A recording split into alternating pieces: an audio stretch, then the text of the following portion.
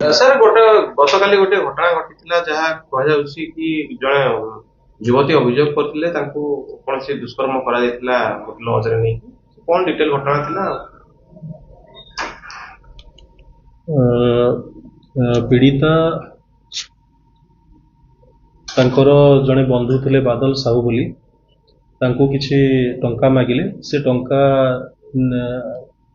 आसी नहीं जा बोली कहले नवा को डाकिबा परे से ताकू लज भीतर को डाकी से मना कले किंतु कहले नहीं तू भीतर को आसिले मु तते टंका देबी से सेठी की जीवा परे से ताको सहित दुष्कर्म कले तो तांकर कैप्चर करिथिबा किछि न्यूड वीडियो को भाइराल करेदेवी कही धमक देगी थाना रे केस देले धमक देवी बोली कहूले से पीड़िता घरे एक तांकर हैंड नोट लिखि तांकर जड़े बंधु सहित 10-12 दिन पे पलैथिले तापर आसिकी घटना विषय रे तांकर बयान देले सेतिरे आसामी बादल साहू